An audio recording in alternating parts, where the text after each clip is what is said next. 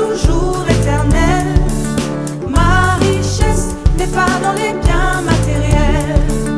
Mon succès, ce n'est pas d'être intellectuel, car ma fortune... Gloire à Dieu.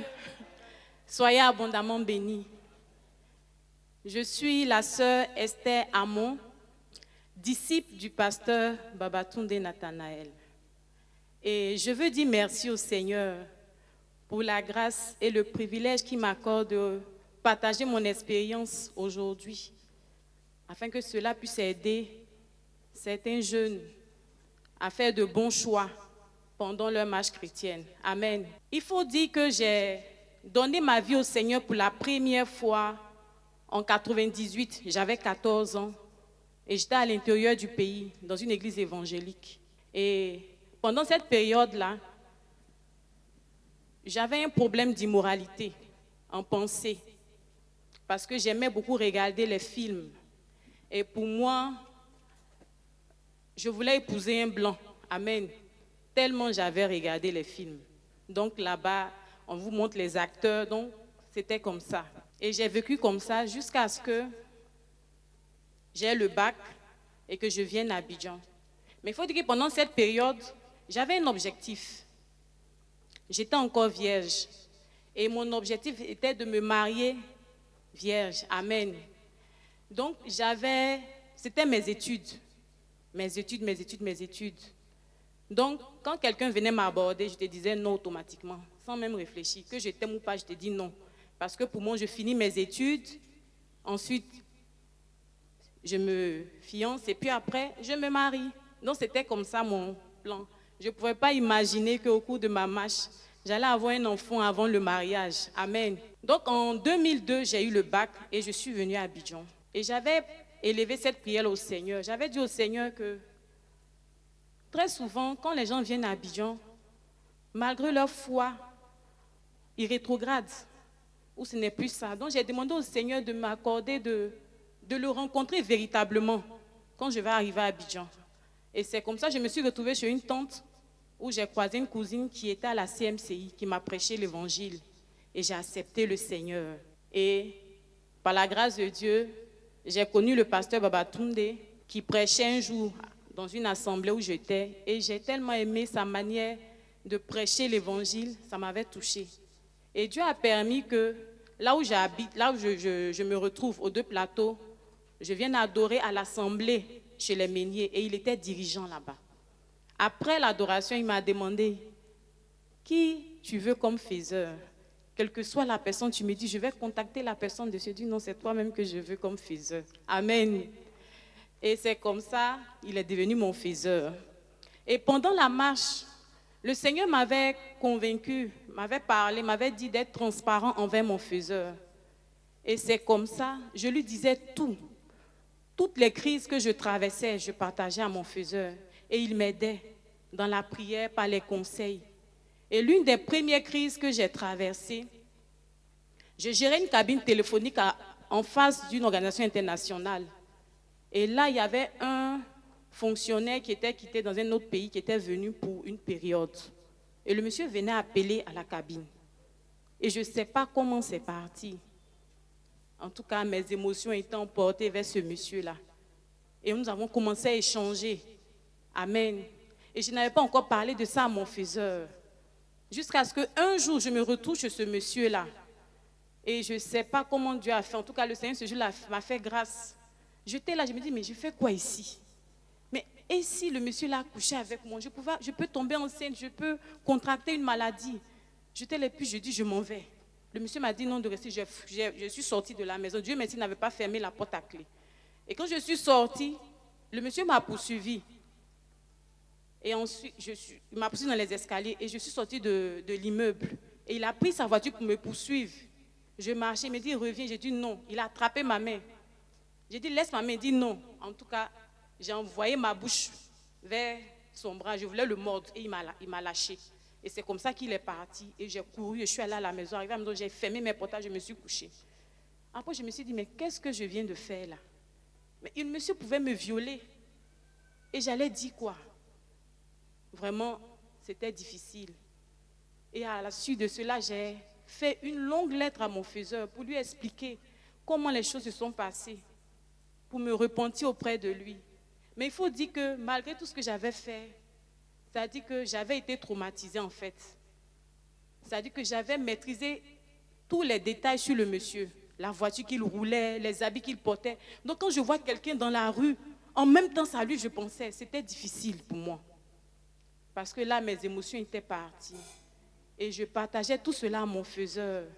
Et avec la prière, avec son aide, j'ai pu traverser cette crise-là. Et le monsieur n'est plus rentré en contact avec moi. Moi aussi, je ne suis plus rentré en contact avec ce monsieur. Et j'ai traversé cette crise. Je suis allée, j'ai continué ma marche. Et après cela, le Seigneur m'a fait la grâce. J'ai été fiancée en 2007. Et j'avais décidé d'être transparente envers mon fiancé, comme je le faisais avec mon faiseur également. Mais pendant nos fiançailles, comme je n'avais pas travaillé sur mes émotions pour arriver à mieux les gérer, il arrivait que je pouvais aimer une autre personne après, pour un temps. Moi, je n'arrivais pas à comprendre qu'est-ce qui se passait. Mais le Seigneur me faisait comprendre que j'avais certains critères d'hommes que j'aimais. Amen. Quand je regardais la télé, quand tu vois les acteurs, ils sont toujours parfaits. Ils n'ont pas de défauts, rien. Donc j'aimais les personnes qui étaient vraiment intellectuelles, instruites, élégants, éloquents. Donc il faut que quelqu'un maîtrise son domaine, en tout cas sa profession, mon cœur partait automatiquement. Et chaque fois que ça se passait, j'allais voir mon fiancé pour dire, ah, voici ce qui est en train de se passer. Et on priait ensemble. Et je partageais aussi à mon faiseur. Et c'était comme ça. Et moi, je me suis dit que tous les jours, c'est moi qui vais dire, voici. Donc, je me suis dit qu'il faut que j'arrive à gérer cela, traiter cela radicalement. Amen. Et c'est comme ça, la crise qui m'a emportée dans le monde. J'ai rencontré le père de mon fils quand je suivais des cours de formation. Et durant ces cours-là, il y a même jusqu'à 2 personnes qui m'ont abordé, un homme marié, un célibataire. J'ai dit non. Mais je ne sais pas ce qui s'était passé avec le père de mon fils. Et il faut dire qu'il est métis. Amen. Comme je disais là, je voulais épouser un blanc. Et à défaut du blanc, le diable a mis un métis sur ma route. Amen. Et je ne sais pas, mes émotions se sont vraiment emportées. Et j'ai commencé à aimer ce monsieur. Je ne pouvais pas, je n'arrivais même pas à me contrôler. Et c'était difficile. Et vu toutes les expériences que j'ai eues dans le passé, chaque fois c'est moi qui pars, dit voici. Je pensais que j'allais pouvoir gérer ça seule. Et c'est comme ça que je n'ai pas partagé cela à mon faiseur. Je n'ai pas partagé à mon fiancé. Jusqu'à ce qu'il fut un moment où j'ai dit que je ne voulais plus me marier. Et j'ai dit à mon fiancé que je ne veux plus. Et là, c'était en 2010. Amen. Malgré les interventions, en tout cas de mon faiseur, j'ai même rencontré le missionnaire malgré son intervention. Mais j'étais tellement loin, j'ai dit que je ne voulais plus. Et c'est comme ça, après cela, j'ai rétrogradé. Amen. Et je suis allée dans le monde. Et à la suite de cela, j'ai eu un enfant avec cet homme. Et c'est comme ça que j'ai perdu ma virginité avec le père de mon fils. Et il faut dire que ça a été difficile étant là-bas. Financièrement, ça a été difficile. Mais le Seigneur a usé de miséricorde. Amen. Je pouvais mourir, mais Dieu ne l'a pas permis parce que mon faiseur priait pour moi. Il intercédait pour que le Seigneur me ramène. C'était frère priait pour moi. Et Dieu a eu pitié de moi. Et c'est comme ça, quand j'ai accouché, il faut dire qu'à l'accouchement, mon fils a eu des problèmes respiratoires. Amen. Quand il respire, avec un moment, il fait... C'est comme ça qu'il faisait. Et nous sommes allés à l'hôpital. Et quand nous sommes allés à l'hôpital, on a dit non, de faire des examens, de faire l'écho du cœur. On ne sait pas si, peut-être il a un gros cœur. Il doit avoir un gros cœur. Amen. Et j'ai commencé à supplier le Seigneur. Et pendant cette période-là, en tout cas, j'étais en train de... Je voulais revenir au Seigneur. Et j'ai rencontré mon faiseur. Dieu m'a fait la grâce. On était dans la même structure. Amen. Et je l'ai approché pour dire que je veux revenir au Seigneur. Et on avait commencé à travailler pour mon retour. Et c'est durant cette période-là qu'on devait également faire les examens pour mon fils. Et j'ai supplié le Seigneur qu'il donne un cœur normal à mon fils. Parce qu'avec tout ce que j'avais fait, c'était les conséquences du péché. Amen. Et j'ai supplié le Seigneur. C'est comme ça que nous sommes allés à l'Institut de cardiologie pour faire l'écho-cœur. Frère, le Seigneur a été bon. Amen. Quand nous sommes arrivés, les médecins ont demandé, mais c'est à qui on doit faire l'écho que j'ai montré l'enfant. Il était en train de jouer partout. Il dit, celui-là, il n'a pas de problème de cœur. Amen. Mais il fallait qu'on fasse quand même pour avoir la confirmation que Dieu avait agi. Et c'est comme ça, quand on a fait l'écho-cœur, en tout cas, l'écho a révélé que son cœur était normal. Amen.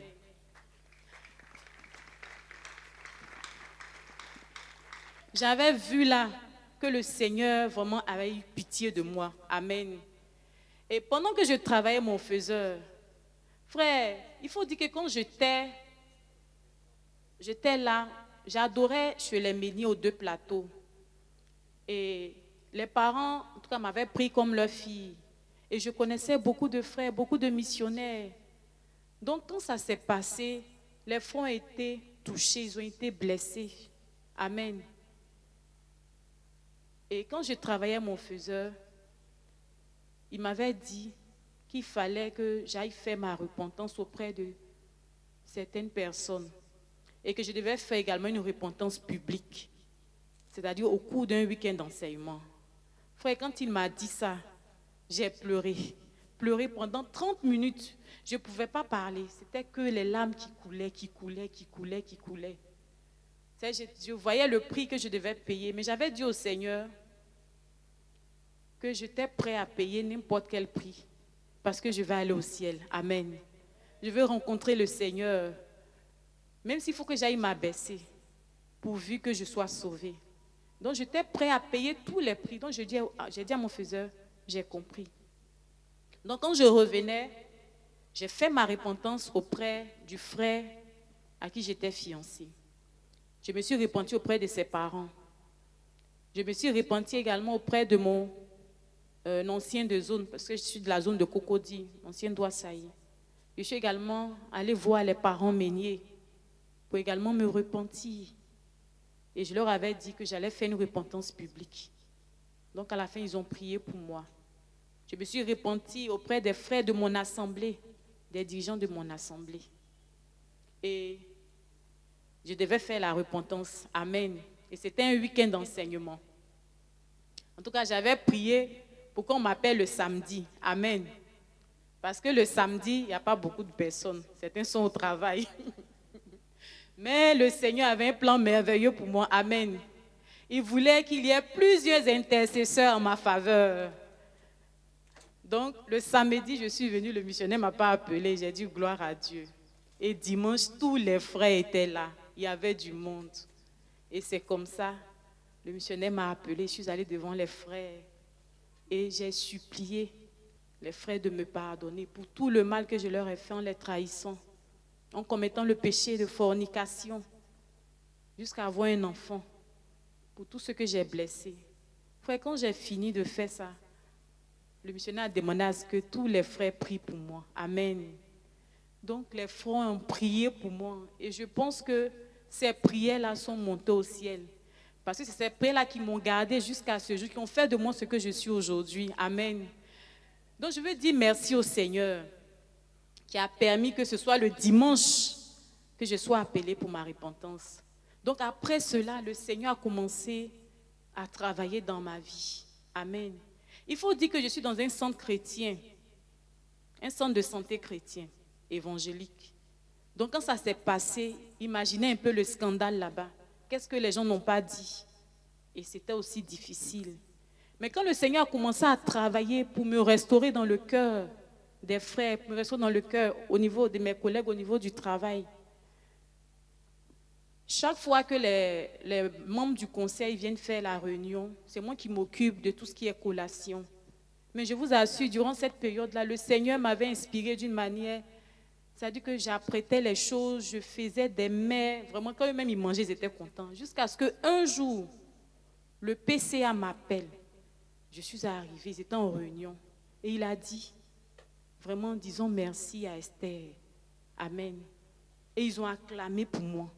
Et quand j'étais là, je recevais dans mon esprit que c'était la restauration. Amen. Donc j'avais béni Dieu pour ce qu'il avait déjà fait au niveau du travail. Et au niveau des frères également, Dieu avait commencé à travailler. J'avais dit au Seigneur, quand je suis revenue, de mettre des personnes qu'il fallait sur mon chemin, des personnes qui vont m'emmener à grandir spirituellement, à demeurer dans le Seigneur. Et c'est comme ça le Seigneur a suscité la sœur Marie Clendry. Elle est venue me voir un jour, elle me dit à l'UMPJ, j'ai dit l'UMPJ c'est quoi? Elle m'a expliqué, elle dit tu t'inscris. Je me suis inscrite et c'est comme ça que j'ai commencé à assister aux UMPJ et j'ai été vraiment bénie. Et quand les frères me voyaient aux rencontres, les frères m'encourageaient et j'ai commencé à poursuivre ma marche. Et le Seigneur avait restauré également ma relation avec certains amis, la sœur Colette Gay, qui est mon amie, qui m'a beaucoup soutenue également. Et pendant cette marche-là, comme je l'ai dit, j'ai eu un enfant. Et je suis restée en contact avec le Père, parce que quand tu as un enfant et quelqu'un, forcément, vous serez toujours en contact, même si l'enfant n'est pas avec toi. Et un jour, je ne sais pas ce qui s'était passé, j'avais une forte envie d'aller voir le Père de mon fils. C'était si fort. J'ai tremblé, j'ai dit, Seigneur, qu'est-ce qui m'arrive? Et c'est comme ça que j'ai appelé la sœur Colette Gay. Je lui ai dit, vraiment, voici ce qui m'arrive, que j'ai envie d'aller voir le Père de mon fils. Elle me dit, prends un taxi, viens chez moi. Amen. Et c'est comme ça, j'ai pris le taxi. Dès que le taxi a démarré, on partait. Frère, toute cette sensation, ces émotions qui m'avaient envahi, avaient disparu. Frère, j'avais compris, quand Papa Meunier dit, si tout honnête te dit, va commettre tel péché, que tu as l'impression que si tu ne commets pas le péché, tu vas mourir là. Il faut mourir. Au moins tu meurs, tu vas au ciel. Amen. C'est là que j'avais compris cette phrase-là. Pour dire que souvent, quand tu es devant des situations, tu as l'impression que si tu ne vas pas commettre ce péché, tu vas mourir. Mais frère, si tu résistes, tu verras que tu seras délivré. Tu auras la victoire et tu vas marcher victorieusement. Et c'est comme ça que le Seigneur a commencé à travailler dans ma vie. Amen. Parce que j'ai renoué ma relation avec mon faiseur et j'ai repris le fait d'être transparent envers lui, de lui partager tout. Donc chaque fois qu'il y avait une crise, j'allais, j'expliquais, il me donnait des conseils. Souvent j'appelais la sœur Colette, j'expliquais. Elle me dit fais comme ci, fais comme ça. Et c'est comme ça que les frères ont commencé à m'aider. Et j'ai commencé à marcher victorieusement. Et quand je suis revenue au Seigneur, ma relation avec Dieu avait changé. Amen. Avant, c'était difficile d'avoir des profits, d'entendre la voix du Seigneur. Amen. Mais comme j'étais déterminée à m'attacher au Seigneur, à payer le prix qu'il fallait, c'est-à-dire que le Seigneur m'a commencé à me visiter, à me parler. Et le Seigneur m'a béni avec d'autres capacités. Amen. Avant ma rétrogradation, mon plus long jeûne était 10 jours. Amen. Mais quand je suis revenue au Seigneur, que le Seigneur a commencé à travailler dans ma vie, le Seigneur m'a fait la grâce de faire des jeûnes de 40 jours. Et à ce jour, j'ai déjà fait 7 jeûnes de 40 jours complets.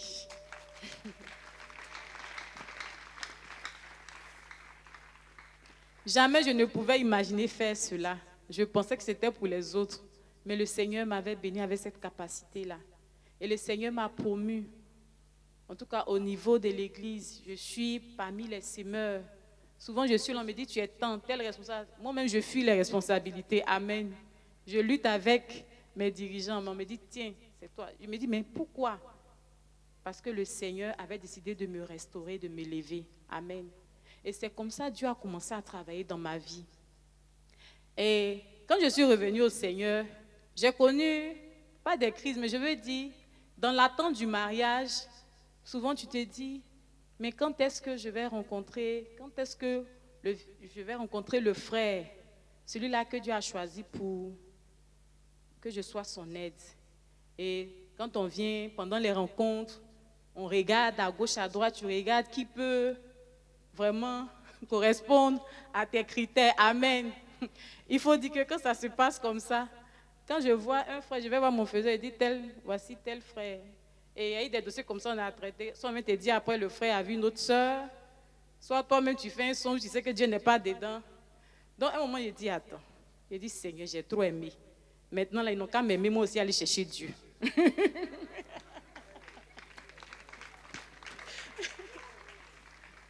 Donc, je suis restée tranquille. J'ai dit, je ne promène plus les regards. Je suis restée tranquille. Et j'ai commencé à prier. Et toujours dans cette marche, souvent, il y a une fois le missionnaire à une croisade, il avait libéré les frères que si tu as un dossier, si tu as quelqu'un, tu as vu, va, parle à la sœur. Amen. Il y a un frère qui est venu me trouver pour me parler. Je lui ai demandé ton faisceau au courant. Il me dit non. Il dit, c'est pas ce qu'on nous a enseigné. Amen. Voici la procédure. Va voir ton faiseur. Et c'est comme ça le frère est parti. Alors que son faiseur était mon ami. Donc il est parti voir son faiseur, il est venu. Je lui ai dit vraiment, Dieu n'est pas dedans. Amen. Donc je suis restée tranquille.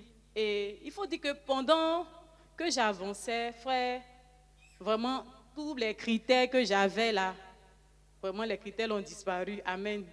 Maintenant c'était Seigneur, que ta volonté faite. Je veux un homme grand, éloquent, ceci, cela.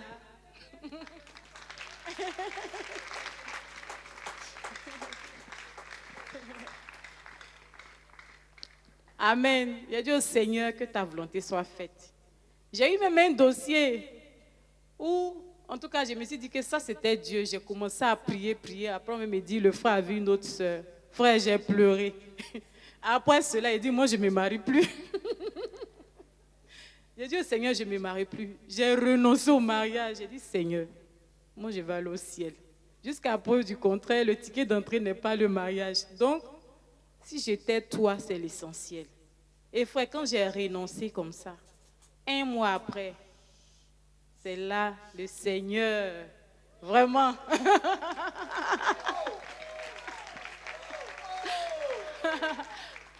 Le Seigneur a envoyé le prince. Amen. Oui. Et frère, le Seigneur a fait un travail. Moi-même, ça m'a surpris. Amen. Ça dit que j'avais l'impression que mes émotions avaient été renouvelées. Amen. Concernant mon époux. Quand on m'a parlé de lui, ça dit j'étais devenue, dans mon esprit, j'avais l'impression d'être une jeune fille de 16 ans qui aimait pour la première fois. Amen.